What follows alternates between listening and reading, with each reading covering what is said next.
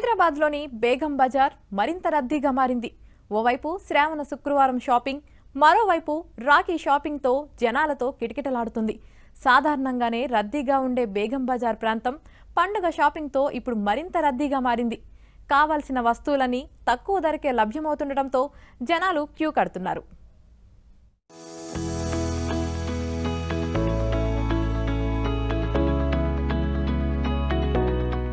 తెలుగువారికి ఏ పండుగైనా ప్రత్యేకమే. ముఖ్యంగా పండుగల వేళ మహిళలు పెద్ద ఎత్తున షాపింగ్ చేస్తూ ఉంటారు. ప్రస్తుతం శ్రావణ మాసం కావటం, మరో 3 రోజుల్లో రక్షాబంధన్ కూడా ఉండటంతో హైదరాబాద్ నగరవాసులు షాపింగ్ లో బిజీ అయిపోయారు. ఎలాంటి వస్తువైనా తక్కువ ధరకే లభించే బేగం బజార్ కు క్యూ కట్టారు.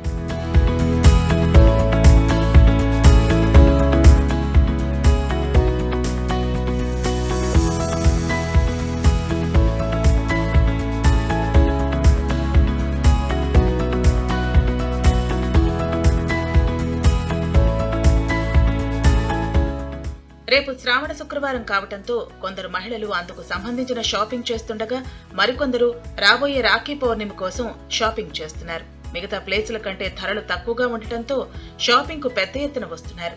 వరలక్ష్మి వ్రతం షాపింగ్ వెనకాల బ్యాక్ డ్రాప్ అమ్మవారి మొహం కొనుక్కోవడానికి వచ్చాము. మిగతా చిన్న చిన్న వస్తువులు ఏవి కావాలో ఇక్కడ బేగం బజార్ లో కొనుక్కోవడం వచ్చాము.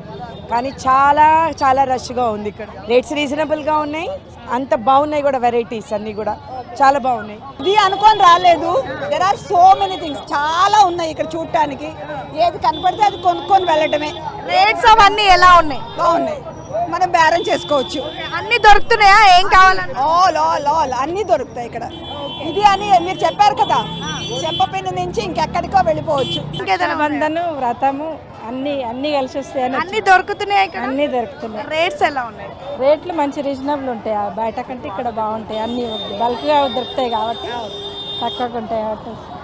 అన్ని రకాల వస్తువులకు నెలవైన బేగం బజార్ ప్రాంతంలో హోల్సేల్ నుంచి రీటైల్ దాకా రోజు కోట్ల రూపాయల వ్యాపారం జరుగుతుంది. ప్రజలకు అందుబాటులో కావాల్సిన వస్తువులు లభ్యమవుతూ ఉండటంతో నగరవాసులు కూడా ఇతర ప్రాంతాల నుంచి ఇక్కడ షాపింగ్ చేసేందుకు జనాలు తరలి వస్తూ ఉంటారు. సాధారణంగానే రద్దీగా ఉండే బేగం బజార్ ప్రాంతం ఇప్పుడు మరింత రద్దీగా మారింది.